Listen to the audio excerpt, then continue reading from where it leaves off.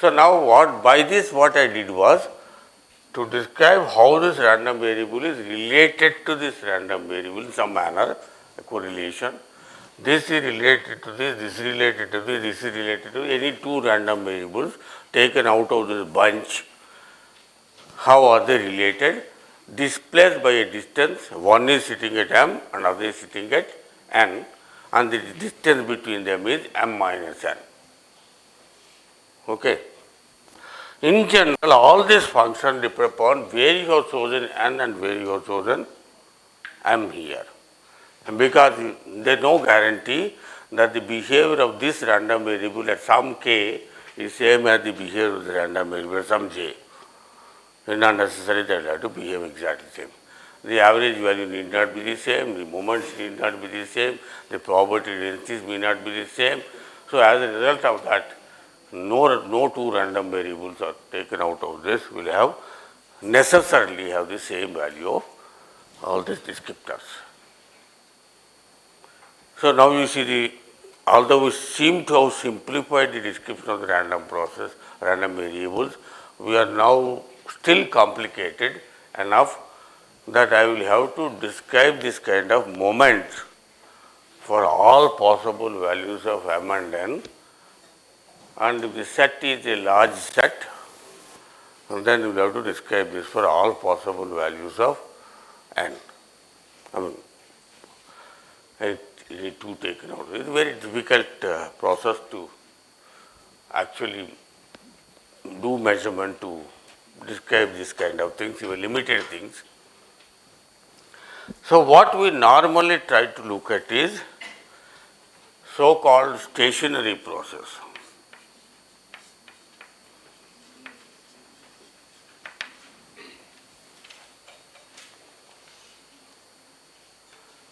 The stationary process by definition is,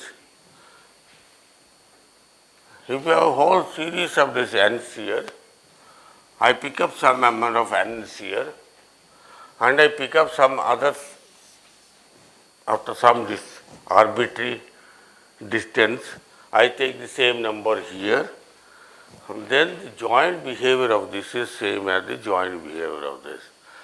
In other words, it does not depend upon where you have started taking these values from, they will behave exactly. Are you with me? This is called the stationary process, like our time invariant system. This is something equivalent to that. It does not matter where you have started your counting your n number of them, these n number of them will have same probability, joint probability density with respect to another n of them chosen at some other, starting from some other instant. So it does not vary with respect to time, where you started this mess. So choice choosing this n number of random variables. But the joint behavior here will remain the same as the joint behavior as here. Are you with me? Then what it means is, all these things will not depend upon n here, because I could have chosen at this instant, which will behave the same way as I have chosen at this instant, behave the same way I have chosen this instant. So all these means or kth order moments it will not depend upon the n here. But that is a very limited description saying that these are not limited by n, but general description of stationarity is the joint density does not depend upon where you have chosen this n number of random variables starting from what time instant or what instant of choice.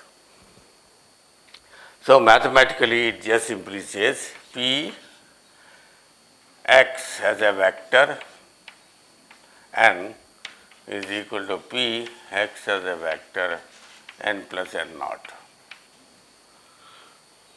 Right? If you chosen it n, so that all of them are shifted by same amount. This is called a strict stationarity.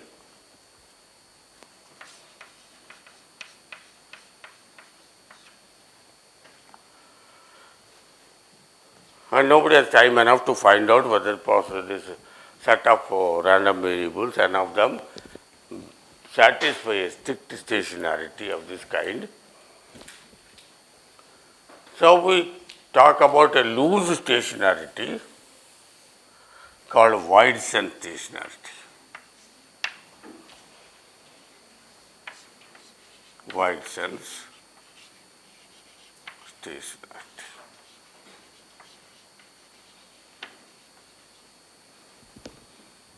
Wide-sense stationary. Dr. Sir. Normally denoted WSS. What does it mean? Wide-sense stationarity implies the mean is independent of n and the correlation function only depends upon, instead of mn here, this only depends upon m minus n.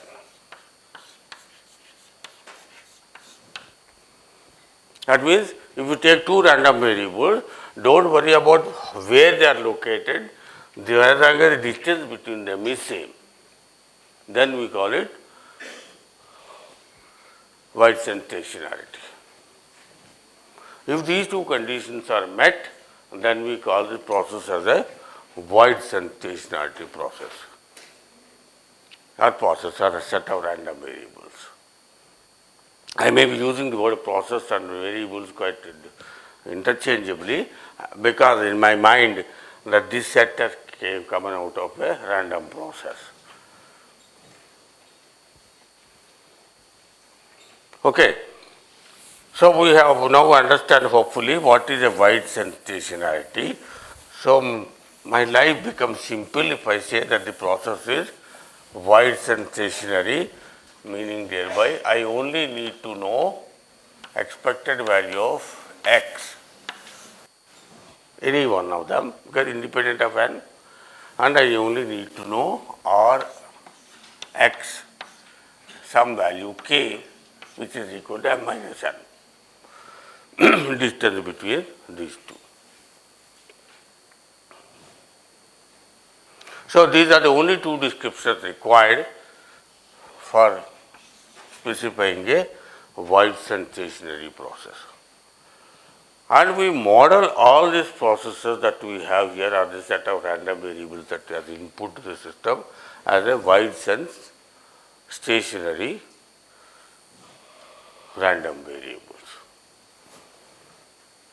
Because I can't do anything better than that. I have no time to find out what is their exact behavior. Then we have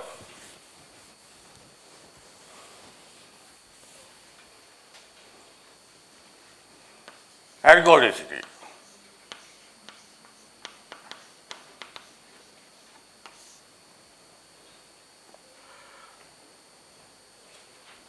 Because if you look at this innocently looking simple function here, expect it Ex, what you are asking is to find out this integral. To do this integral, I need to know this. So I need to find out what is the probability density of this x, which requires a lot of measurement to establish creditably that this is the joint density function for the random variable x. So, and for doing that, this random variable x will have to have all possible values we would have to go through and then count these random actual values, find out the frequency description, and from the frequency description some limiting values you describe the probability density. Right?